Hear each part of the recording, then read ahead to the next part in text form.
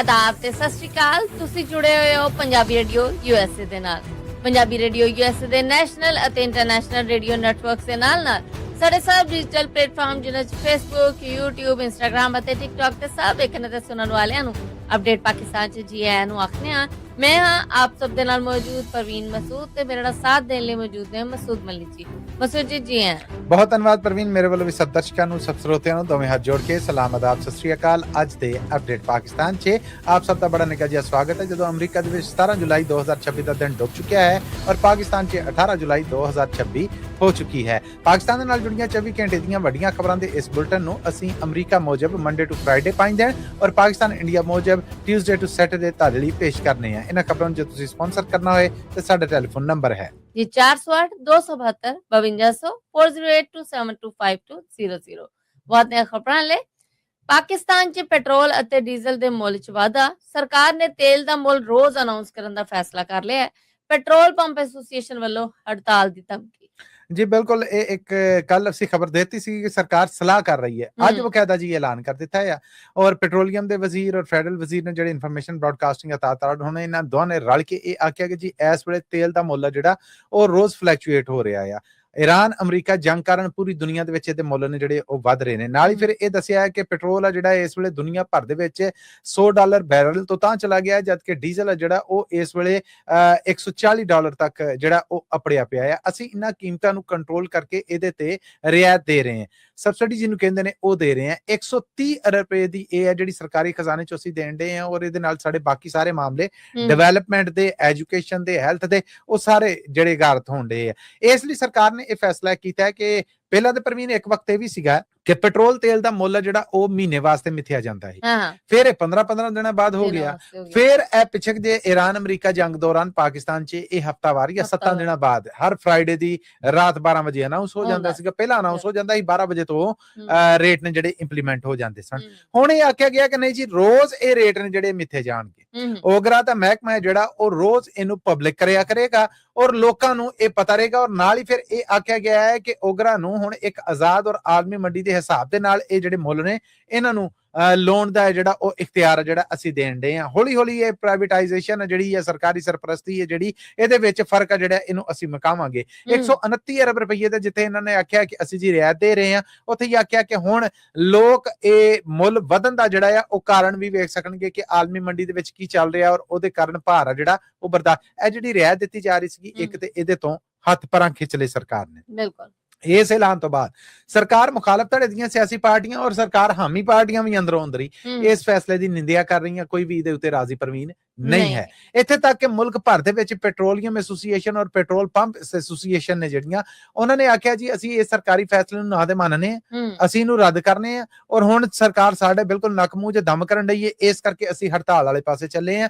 ਔਰ ਜੇ ਇਹ ਪੈਟਰੋਲ ਪੰਪਾਂ ਵਾਲੇ ਹੜਤਾਲ ਕਰ ਦਿੰਦੇ ਨੇ, ਅਜੇ ਤੇ ਇਹ ਵੀ ਇਤਲਾਵਾਂ ਨੇ ਕਿ ਲਾਹੌਰ ਵਰਗੇ ਵੱਡੇ ਸ਼ਹਿਰ ਨੇ ਜਿਹੜੇ ਉੱਥੇ ਪੈਟਰੋਲ ਦੀ, ਡੀਜ਼ਲ ਦੀ ਸਪਲਾਈ ਪੂਰੀ ਨਹੀਂ ਹੋ ਰਹੀ, ਉਹ ਘੱਟ ਆਇਆ, ਉਹ ਕਾਲ ਆ, ਲੋਕਾਂ ਨੂੰ ਤੇਲ ਲੈਣ ਦੇ ਵਿੱਚ ਮੁਸ਼ਕਲਾਂ ਆ ਰਹੀਆਂ ਨੇ। ਉਤੋਂ ਇਹ ਨਵਾਂ ਸਰਕਾਰੀ ਐਲਾਨ ਹੈ ਜਿਹੜਾ ਇਹਦੇ ਤੋਂ ਬਾਅਦ ਪੰਪ ਬੰਦ ਔਰ ਹੜਤਾਲਾਂ ਦੇ ਐਲਾਨ ਨੇ ਜਿਹੜੇ ਇਹਦੇ ਨਾਲ ਆਮ ਬੰਦਾ ਜਿਹੜਾ ਉਹ ਰਲ ਜਾਏਗਾ। ਗੁੰਝਲ ਵਾਵਾ ਪੈ ਗਈ ਹੈ ਸਰਕਾਰੀ ਐਲਾਨ ਤੋਂ ਬਾਅਦ। ਵੇਖੋ ਆਉਣ ਵਾਲੇ ਦਿਨਾਂ ਦੇ ਵਿੱਚ ਕੀ ਰੂਪ ਧਾਰਦੀ ਹੈ। ਕੋਈ ਗੱਲਬਾਤ ਹੁੰਦੀ ਹੈ, ਕੋਈ ਮੰਨੀਆਂ ਜਾਂਦੀਆਂ, ਕੋਈ ਸਰਕਾਰ ਲਚਕ ਵਿਖਾਉਂਦੀ ਹੈ ਜਾਂ ਸਿਰਫ ਡਿਸੀਜਨ ਸੁਣਾ ਕੇ ਆਪਣਾ ਭਾਰ ਕਹਿਣਾ ਹੀ ਇਹ ਪਿਆ ਤੁਹਾਡੇ ਗੱਲ, ਤੁਸੀਂ ਜਾਣੋ ਤੇ ਤੁਹਾਡਾ ਕੰਮ ਜਾਣੇ। ਅਮਰੀਕਾ ਨੇ ਪਿਸ਼ਾਵਰ 'ਚ ਆਪਣਾ ਕਾਉਂਸਲੇਟ ਆਫਿਸ ਉੱਕਾ ਪੁੱਕਾ ਬੰਦ ਕਰ ਦਿੱਤਾ ਜੀ। 5 ਮਈ ਨੂੰ ਆਖਿਆ ਸੀਗਾ ਕਿ ਇਹ 1.5 ਮਹੀਨੇ ਵਾਸਤੇ ਹੈ ਜਿਹੜਾ ਇਹ ਚੱਲੇਗਾ। ਐਲਾਨ ਤੇ ਪਹਿਲਾਂ ਹੀ ਕੀਤਾ ਸੀਗਾ। ਹੁਣ ਕਹਿੰਦੇ ਨੇ ਕਿ ਹਰ ਕਿਸਮ ਦਾ ਆਪਰੇਸ਼ਨ ਹੈ ਜਿਹੜਾ ਉਹ ਬੰਦ ਕਰ ਦਿੱਤਾ ਗਿਆ ਹੈ ਔਰ ਪਿਸ਼ਾਵਰ ਕਾਉਂਸਲੇਟ ਆਫਿਸ ਦਾ ਜਿਹੜਾ ਸਟਾਫ ਆ ਉਹ ਇਸਲਾਮਾਬਾਦ ਔਰ ਕਰਾਚੀ ਪਾ ਦਿੱਤਾ ਗਿਆ। ਲਾਹੌਰ ਹੈ ਜਿਹੜਾ ਉੱਥੇ ਵੀ ਮੇਰਾ ਖਿਆਲ ਹੈ ਕੋਈ 1.5-2 ਦਿਹਾੜੇ ਹੋ ਚੱਲੇ ਨੇ।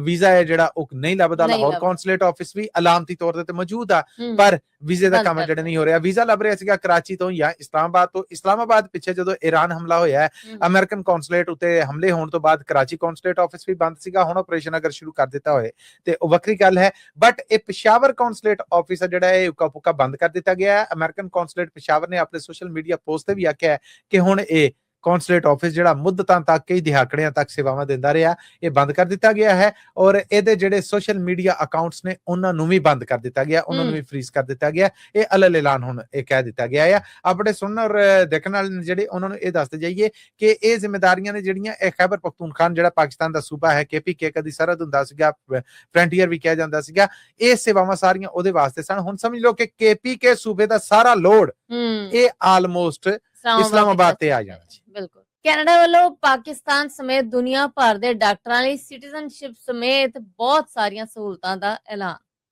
ਜੀ ਬਿਲਕੁਲ, ਇਮੀਗ੍ਰੇਸ਼ਨ ਕੈਨੇਡਾ ਨੇ ਆਪਣੀ ਵੈਬਸਾਈਟ ਦੇ ਉੱਤੇ, ਆਪਣੇ ਸੋਸ਼ਲ ਮੀਡੀਆ ਅਕਾਊਂਟਸ ਦੇ ਉੱਤੇ ਇਹ ਆਖਿਆ ਹੈ ਕਿ ਜੀ ਪਾਕਿਸਤਾਨ ਸਮੇਤ ਦੁਨੀਆ ਭਰ ਦੇ ਜਿੰਨੇ ਡਾਕਟਰ ਨੇ ਉਹ ਅਗਰ ਕੈਨੇਡਾ ਆਉਂਦੇ ਨੇ, ਇੱਥੋਂ ਦੀ ਸਿਟੀਜ਼ਨਸ਼ਿਪ ਲੈਣ ਦੇ ਵਿੱਚ ਰੀਝਵੰਦ ਨੇ ਤੇ ਅਸੀਂ ਕਾਨੂੰਨਾਂ ਨੂੰ ਭੁੱਲਿਆਂ ਕਰ ਰਹੇ ਹਾਂ, ਉਹਨਾਂ ਨੂੰ ਸਹੂਲਤਾਂ ਦਾਂਗੇ। ਇਹਦੀ ਪ੍ਰਵੀਨ ਵੱਡੀ ਵਜ੍ਹਾ ਇਹ ਹੈ ਕਿ ਉੱਥੇ ਹੈਲਥ ਸੈਕਟਰ ਦੇ ਵਿੱਚ ਸੇਵਾਵਾਂ ਦੇ ਮਾਮਲੇ 'ਚ ਜਿਹੜੀਆਂ ਗੁੰਝਲਾਂ ਪਈਆਂ ਹੋਈਆਂ ਨੇ, ਸੁਖਾਲਤਾ ਨੂੰ ਵਧਾਉਣ ਵਾਸਤੇ ਔਰ ਹਰ ਆਮ ਬੰਦਾ ਹੈ ਜਿਹੜਾ ਉਹਦੀ ਸਹੂਲਤ ਖਾਤਰ ਮੈਡੀਕਲ ਦੀ ਜਿਹੜੀ ਕੰਡੀਸ਼ਨ ਆ ਉਹਨੂੰ ਸਟਰੋਂਗ ਕਰਨ ਵਾਸਤੇ ਇਹ ਡਿਸੀਜਨ ਹੈ ਜਿਹੜਾ ਇਹ ਲਿਆ ਗਿਆ ਆ। ਨਾਲ ਆਖਿਆ ਗਿਆ ਹੈ ਕਿ ਸਿਹਤ ਦੇ ਇਹਨਾਂ ਮਾਮਲਿਆਂ ਦੇ ਵਿੱਚ ਜਿਹੜੇ ਕਾਬਲ ਡਾਕਟਰ ਨੇ, ਕਾਬਲ ਡਾਕਟਰਾਂ ਤੋਂ ਮੁਰਾਦ ਕਿ ਉਹਨਾਂ ਨੇ ਕੋਈ ਡੈਕਰਮ ਤੈਅ ਕੀਤਾ ਹੋਏਗਾ, ਉਹਨਾਂ ਵਾਸਤੇ ਇਮੀਗ੍ਰੇਸ਼ਨ ਕਾਨੂੰਨ ਨੇ ਜਿਹੜੇ ਉਹਨਾਂ ਨੂੰ ਸਹੂਲਤ ਵਾਲਾ, ਨਰਮ ਔਰ ਸਖਤੀ ਤੋਂ ਜ਼ਰਾ ਕਹਿ ਲਓ ਕਿ ਛੁਟਕਾਰੇ ਵਾਲਾ ਕੀਤਾ ਜਾ ਰਿਹਾ। ਔਰ ਇਸ ਤੋਂ ਅੱਡ ਬੜੀਆਂ ਸਹੂਲਤਾਂ ਨੇ, ਜਿਨ੍ਹਾਂ ਦੇ ਵਿੱਚੋਂ ਵੱਡਾ ਤੇ ਇਹ ਆ 5 ਆਪਸ਼ਨ ਨੇ ਪ੍ਰਵੀਨ ਜਿਹੜੇ ਉਹ ਰੱਖੇ ਗਏ ਨੇ।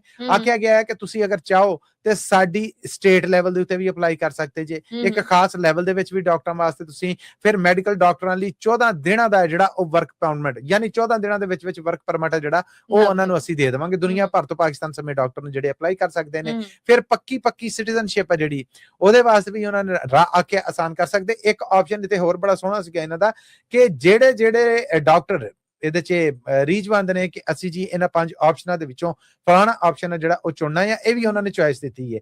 ਇਹਦੇ ਚ ਆਖਿਆ ਗਿਆ ਹੈ ਕਿ ਇਮੀਗ੍ਰੇਸ਼ਨ ਕੈਨੇਡਾ ਨੇ ਆਪਣੀ ਵੈਬਸਾਈਟ ਤੇ ਆਖਿਆ ਕਿ ਜਿਹੜੇ ਡਾਕਟਰ ਪਿਛਲੇ 3 ਸਾਲਾਂ ਤੋਂ ਕੈਨੇਡਾ ਚ ਨੇ ਜਾਂ ਇਸ ਸਾਰੇ ਪ੍ਰੋਗਰਾਮ ਦੌਰਾਨ 1 ਸਾਲ ਉਹਨਾਂ ਨੇ ਇਹਦੇ ਮੁਤਾਬਕ ਕੰਮ ਕਰ ਲਿਆ ਜਾਂ 3 ਸਾਲ ਹੋਏ ਨੇ ਤੁਹਾਨੂੰ ਡਾਕਟਰੀ ਕੀਤਿਆਂ, ਤੁਹਾਡਾ ਆਪਣੇ ਮੁਲਕ 'ਚ ਤਜਰਬਾ ਸੀਗਾ, ਉਸ ਤੋਂ ਬਾਅਦ ਤੁਸੀਂ ਕੈਨੇਡਾ ਆਏ ਜੀ, ਸਿਰਫ 1 ਸਾਲ ਦਾ ਤਜਰਬਾ ਲਿਆ, ਯੂ ਆਰ ਐਲੀਜੀਬਲ। ਸੋ ਇਹ ਸਹੂਲਤਾਂ ਨੇ ਜਿਹੜੀਆਂ ਇਹ ਆਈਆਂ। 5000 ਫੈਡਰਲ ਇਮੀਗ੍ਰੇਸ਼ਨ ਅਸਾਮੀਆਂ ਨੇ ਜਿਹੜੀਆਂ ਉਹ ਐਲਾਨੀਆਂ ਗਈਆਂ ਨੇ। ਜੌਬ ਲੈਟਰ, ਕੈਨੇਡਾ ਦੀ ਸਿਟੀਜ਼ਨਸ਼ਿਪ, ਇਹ ਸੂਬਾਈ ਪ੍ਰੋਗਰਾਮ ਹੈ ਜਿਹੜਾ ਇਹ ਉਹਦੇ ਤਹਿਤ ਆ। ਇਲਾਕੇ ਤੇ ਔਰ ਬਾਕੀ ਨੇ ਜਿਹੜੇ ਉਹਨਾਂ ਦੇ ਵਾਸਤੇ 14 ਦਿਨਾਂ ਦਾ ਪਰਮਿਟ ਕਹਿੰਦੇ ਨੇ ਉਹ, ਔਰ ਫਿਰ ਇਹਦੇ ਤੋਂ ਬਾਅਦ ਸਿਟੀਜ਼ਨਸ਼ਿਪ ਬਣਨ ਵਾਸਤੇ ਆਪਣਾ ਕੰਮ ਜਿਹੜਾ ਉਹ ਜਾਰੀ ਰੱਖ ਸਕਣਗੇ। ਕਿਹਾ ਜਾਏ ਕਿ ਪਾਕਿਸਤਾਨੀ ਡਾਕਟਰਾਂ ਦੀ ਲਾਟਰੀ ਨਿਕਲ ਆਈ ਹੈ ਕੈਨੇਡਾ ਦੀ ਸਿਟੀਜ਼ਨਸ਼ਿਪ ਵੱਲੋਂ, ਤੇ ਇਹ ਪ੍ਰਵੀਨ ਝੂਠ ਨਹੀਂ ਹੈ। ਪਾਕਿਸਤਾਨ 'ਚ ਇੱਕ ਨਵੀਂ ਲੋਕਲ 에ਅਰਲਾਈਨ ਦੀ ਸ਼ੁਰੂਆਤ ਹੋ ਰਹੀ ਹੈ। ਪਹਿਲਾਂ ਕਿਹੜੀ ਲੋਕਲ 에ਅਰਲਾਈਨ ਚੱਲ ਰਹੀ ਸੀ ਤੇ ਇਹਦੀ ਲੋੜ ਕਿਉਂ ਪੈ ਰਹੀ ਹੈ? ਇਹ ਜੀ ਸਾਊਥ 에ਅਰ ਆ। ਔਰ ਪਹਿਲੀਆਂ ਜਿਹੜੀਆਂ ਪ੍ਰਵੀਨ 에ਅਰਲਾਈਨਾਂ ਚੱਲ ਰਹੀਆਂ ਸਨ, ਮੈਂ ਪਹਿਲਾਂ ਤੇ ਉਹਨਾਂ ਨੂੰ ਵੀ ਦੱਸ ਦਵਾਂ। ਜਿਨਾ 에ਅਰ ਹੈ ਜਿਹੜੀ ਪਾਕਿਸਤਾਨ 'ਚ ਚੱਲ ਰਹੀ ਹੈ, 에ਅਰ ਬਲੂ ਹੈ, ਫਿਰ 에ਅਰ ਸਿਆਲ ਹੈ, ਇਹ 에ਅਰਲਾਈਨ ਸਨ। ਹੁਣ ਇਹ 에ਅਰਲਾਈਨਸ ਨੇ ਜਿਹੜੀਆਂ ਇਹ ਲਗਭਗ ਮੁਲਕ ਦੇ ਵੱਡੇ 에ਅਰਪੋਰਟਸ ਤੱਕ ਹੀ ਇਹਨਾਂ ਦਾ ਸਫ਼ਰ ਸੀਗਾ। 에ਅਰ ਸਾਊਥ ਆ ਜਿਹੜਾ ਇਹਨੇ ਆਪਣਾ ਟ੍ਰੇਨਿੰਗ ਔਰ ਕਹਿ ਲਓ ਕਿ ਟ੍ਰਾਇਲ ਫਲਾਈਟਾਂ ਜਿਹੜੀਆਂ ਨਾ ਉਹਨਾਂ ਦੇ ਰਾਹੀਂ ਇਹਨੇ ਸਫ਼ਰ ਕੀਤਾ ਹੈ। ਬਹਾਵਲਪੁਰ 에ਅਰਪੋਰਟ ਤੇ ਵੀ ਇਹਨੇ ਸਖਰ ਵੀ ਕੀਤਾ ਆ। ਯਾਨੀ ਉਹ ਛੋਟੇ 에ਅਰਪੋਰਟ, ਛੋਟਿਆਂ ਇਲਾਕਿਆਂ 'ਚ, ਸ਼ਹਿਰਾਂ 'ਚ ਜਿਹੜੇ ਸਨ, ਜਿਹੜੇ ਸਿਰਫ ਹੁਣ ਗੁਦਾਮ ਬਣ ਕੇ ਰਹਿ ਗਏ ਸਨ, ਉਹਨਾਂ ਦੇ ਫੇਰ ਆਬਾਦ ਹੋਣ ਦੀ ਇੱਕ ਵਾਰ ਆਸ ਆ। ਪਾਕਿਸਤਾਨ 'ਚ ਯਾਦ ਰੱਖਿਆ ਜਾਏ ਕਿ ਇਸ ਵੇਲੇ ਹਵਾਈ ਜਹਾਜ਼ ਦਾ ਲੋਕਲ ਸਫ਼ਰ ਹੈ ਨਾ ਜਿਹੜਾ ਉਹ ਪ੍ਰਵੀਨ ਅਪਰ ਮਿਡਲ ਔਰ ਮਿਡਲ ਕਲਾਸ ਤੋਂ ਉੱਤੇ ਦੀਆਂ ਜਿੰਨੇ ਕੈਟੇਗਰੀਆਂ ਉਹਨਾਂ ਵਾਸਤੇ ਆ। ਮਿਡਲ ਕਲਾਸ ਦਾ ਬੰਦਾ ਜਿਹੜਾ ਉਹ ਹਵਾਈ ਜਹਾਜ਼ ਦਾ ਲੋਕਲ ਸਫ਼ਰ ਵੀ ਹੈ ਜਿਹੜਾ ਉਹ ਨਹੀਂ ਕਰ ਸਕਦਾ। ਬਟ ਕਹਿੰਦੇ ਨੇ ਕਿ ਇਸ 에ਅਰਲਾਈਨ ਦੇ ਨਾਲ ਆਉਣ ਦੇ ਨਾਲ ਇੱਕ ਤਾਂ ਥੋੜੀ ਜਿਹੀ ਮੁਕਾਬਲੇਬਾਜ਼ੀ ਬਣੇਗੀ, ਦੂਸਰਾ ਮੁਕਾਬਲੇਬਾਜ਼ੀ ਤੋਂ ਬਾਅਦ ਇਹ ਜਿਹੜੇ ਗੈਰ ਆਬਾਦ 에ਅਰਪੋਰਟ ਨੇ ਜਿੱਥੇ ਤਰੱਕੀਆਤੀ ਕੰਮ ਸ਼ਾਇਦ ਇਹਨੇ ਨਹੀਂ ਹੈ, ਟਰਾਂਸਪੋਰਟ ਆ ਜਿਹੜੀ ਉਹ ਔਰ ਐਮਰਜੈਂਸੀ ਦੇ ਕਈ ਮਾਮਲੇ ਨੇ ਜਿਹੜੇ ਉਹ ਜਾਨਲੇਵਾ ਸਾਬਤ ਹੋ ਜਾਂਦੇ ਨੇ, ਉੱਥੇ ਕਮ ਸੇ ਕਮ 에ਅਰਪੋਰਟ ਫਿਰ ਤੋਂ ਆਬਾਦ ਹੋਣਗੇ। ਔਰ ਮੁਕਾਬਲੇਬਾਜ਼ੀ ਦੇ ਵਿੱਚ ਹੋ ਸਕਦਾ ਹੈ ਕਿ ਲੋਕਲ ਜਿਹੜਾ 에ਅਰ ਟਿਕਟ ਹੈ ਉਹਦੇ ਪ੍ਰਾਈਸ ਨੇ ਜਿਹੜੇ ਉਹ ਵੀ ਕੋਈ ਥੋੜੇ ਜਿਹੇ ਥੱਲੇ ਆਉਣ ਔਰ ਆਮ ਬੰਦੇ ਨੂੰ ਇਹਦੀ ਕੋਈ ਸਹੂਲਤ ਹੋ ਜਾਏ। ਇਹਦੇ ਆਉਣ ਦੇ ਨਾਲ ਮੁਕਾਬਲੇਬਾਜ਼ੀ ਬਾਰੇ ਕਿਹਾ ਜਾ ਰਿਹਾ ਕਿ ਇਹ ਇੱਕ ਚੰਗਾ ਸ਼ਗਨ ਹੈ। ਦੂਸਰੇ ਇਸ਼ਾਰੇ ਇਹ ਵੀ ਨੇ ਕਿ ਪਾਕਿਸਤਾਨ ਦੇ ਵਿੱਚ ਹਵਾਬਾਜ਼ੀ ਦੇ ਅੰਦਰ ਜਾਂ ਕਹਿ ਲਵੋ ਕਿ ਐਵੀਏਸ਼ਨ ਦੇ ਅੰਦਰ ਇਨਵੈਸਟਮੈਂਟ ਦੇ ਮਾਮਲੇ ਦੇ ਉੱਤੇ ਵੀ ਇਹਦੇ ਸਰਕਾਰ ਵਾਵਾ ਟੋਲ ਵਜਾਉਣ ਲਈ।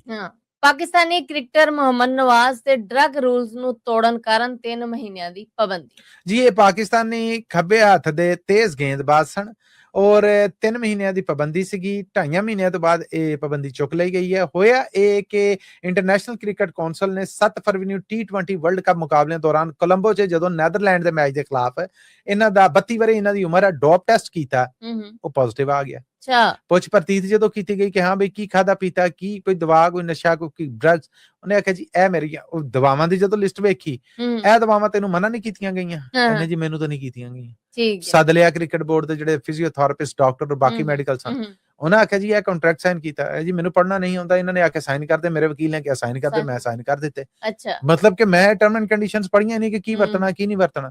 ਉਹਨਾਂ ਨੇ ਆਖਿਆ ਇਸ ਤੋਂ ਪਹਿਲਾਂ ਇਹ ਜੀ ਮੈਂ ਤਾਂ ਚਿਰਾਂ ਤੋਂ ਖਾਈ ਆ ਰਿਹਾ, ਇਹ ਤੂੰ ਇਸ ਮੁਕਾਬਲੇ ਤੋਂ ਪਹਿਲਾਂ ਵੀ ਇਹ ਦਵਾਈ ਖਾਦੀ? ਇਹ ਨਹੀਂ ਜੀ, ਇਹ ਡੋਪ ਟੈਸਟ ਜਿਹੜੇ ਆਏ ਇਹਨਾਂ ਦੇ ਪੋਜ਼ਿਟਿਵ ਆਏ, ਤੂੰ ਇਹ ਦਵਾਈ ਆਖਰੀ ਵਾਰ ਕਦੋਂ ਖਾਦੀ ਹੈ? ਮੈਂ ਤਾਂ 15 ਦਿਨ ਪਹਿਲਾਂ ਖਾਦੀ। ਅੱਛਾ ਯਾਨੀ ਉਹ ਬਕਾਇਦਾ ਮੁਕਾਬਲੇ ਵਾਸਤੇ, ਕਿਸੇ ਵਾਸਤੇ ਜਾਂ ਕਿਸੇ ਮੈਚ ਦੇ ਵਾਸਤੇ એનર્ਜੀ ਲੈਣ ਲਈ ਜਾਂ ਜੋ ਵੀ ਹੈ ਉਹ ਨਹੀਂ ਖਾਦੀ, ਇੱਕ ਰੂਟੀਨ ਸੀਗਾ। ਇਨਵੈਸਟੀਗੇਸ਼ਨ ਪੂਰੀ ਹੋਈ, ਇਨਵੈਸਟੀਗੇਸ਼ਨ ਤੋਂ ਬਾਅਦ ਇਹ ਆਖਿਆ ਕਿ ਅੱਛਾ ਫਿਰ ਇੱਕ ਟ੍ਰੇਨਿੰਗ ਸੈਸ਼ਨ ਲੈ।